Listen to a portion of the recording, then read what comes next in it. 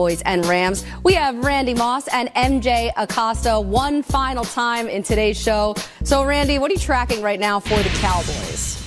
Well, Cowboys receiver Amari Cooper came over in midseason from the Raiders, and now he faces two Rams corners today that he's familiar with from the AFC West. He had 5 games against former Bronco Aqib Talib, 5 games against former Chief Marcus Peters. This week, Cooper said, "I know them in and out." And then he said, somewhat strangely, I thought, "I don't think they know me in and out." Whatever you think about that, here are the ins and outs of the numbers. According to Pro Football Focus, there have been only 19 pass plays in which Cooper was targeted while covered specifically by either Talib or Peters. Passer rating for those plays, 25.9. But we know that Cooper has been more productive with the Cowboys than he was with the Raiders. MJ.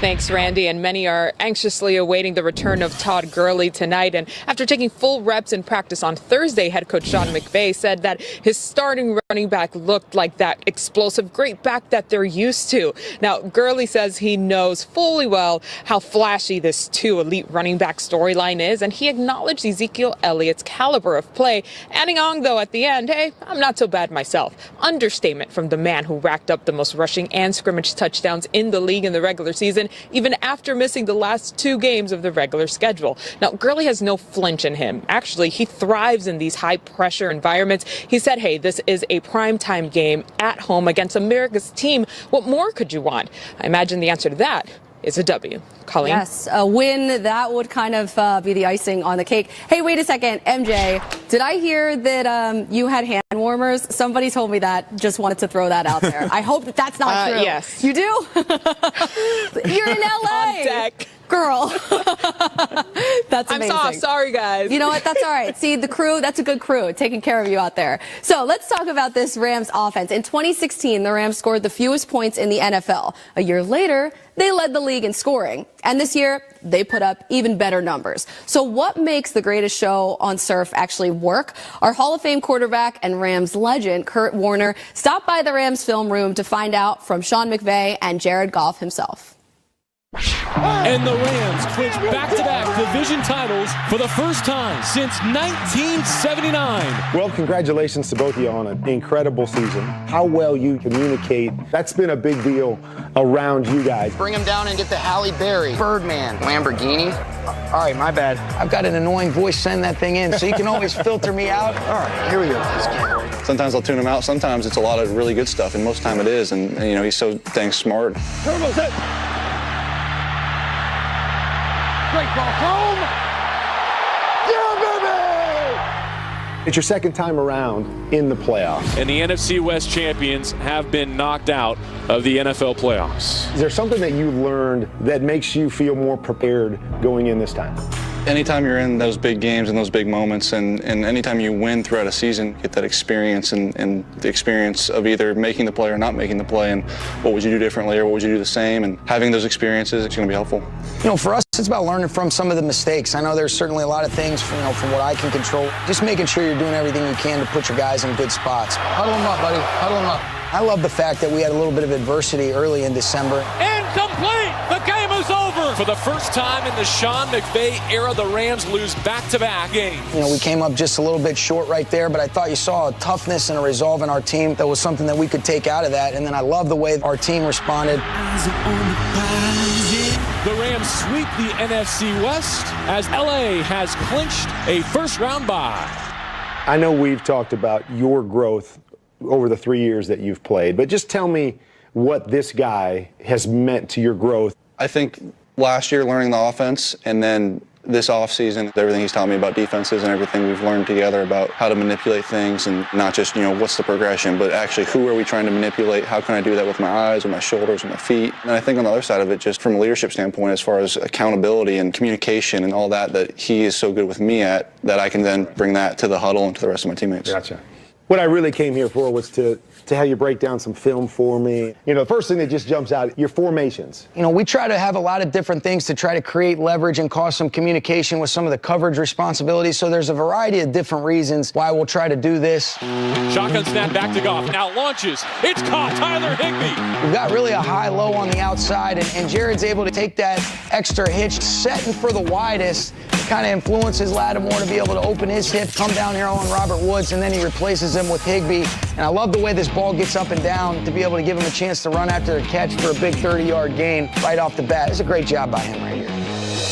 Shotgun snap quickly back to Goff. He looks middle. He unloads. Robert Woods goes to the ground to make the catch. Well, this play, the progression started over here. And again, it's a pure progression read straight across the board. And the leverage we had there on 25 with Robert, the way he runs that route, the way he's able to get inside there is special, and got a lot of faith in him. And we've hit these end breakers quite a bit this year, and he's really good at it, and I feel like I throw it well. This whole play looks exactly like the other play. But you're saying now the progression starts from the right side. Correct. Yeah, well, I think here's because it's almost the same play. Sure. No, that's exactly right. It's a lot of the time, okay, what coverage are we trying to attack in this instance? Sometimes you get that inside out. If he doesn't do that, we could be shut out and we'll be saying, what a bad play call by me right there. Love it. I know you guys got to go. I could talk all day. What else you got on here right here? Oh, and they continued to talk. So you can check out part 2 of the interview there coming up on game day morning. But let's get into the matchup a little bit here with the Cowboys defense.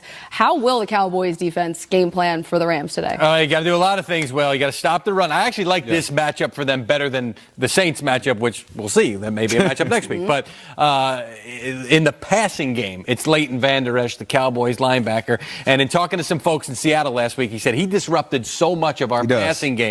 And we'll start with this one here because I want to show you this first play. This is early in the game.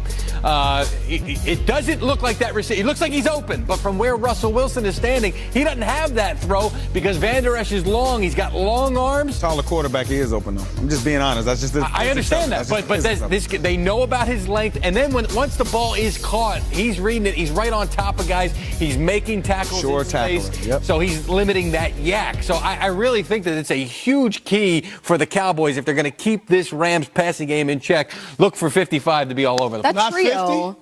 What? No, not 50. No, Not 50? No, Sean Lee, he's not. No, Vander Esch. He wasn't even dressed, huh?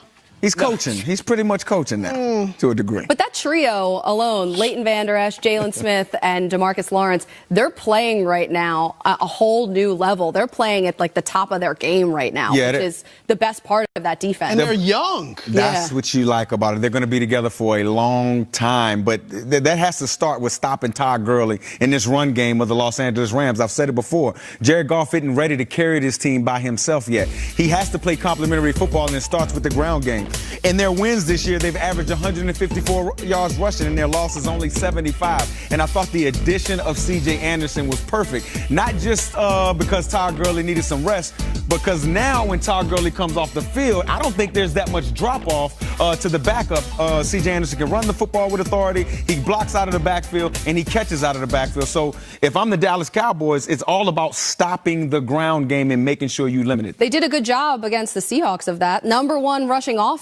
And my whole thing when I talked to the Seattle media this past week, why didn't they push the ball downfield more? I would have kept on throwing it downfield more. Stop trying to run it. But you that's a whole other say conversation. CJ's in, it's not a drop-off. It's not a huge drop-off. That's what I said. I know. What do you? Well, what I'm saying is Todd Gurley's an elite back, and usually when the backup comes in, you maybe you don't have the same speed, maybe you don't have the same feel for the inside footwork, maybe the backup can't catch or can't block out of the backfield. When C.J. Anderson comes in, he can catch out of the backfield. He picks up blitzes with authority, he blocks them and stones them at the line of scrimmage, and he had one game of 167 yards. He's already second on the team rushing with almost 300 yards, and he's only been there 2 weeks. I just wanted to make sure, because when I heard, I was like, really? And then so I just wanted to make sure, give you the opportunity to elaborate, because I agree with you, and it was a great point. I just wanted more. Oh, my I didn't want a morsel.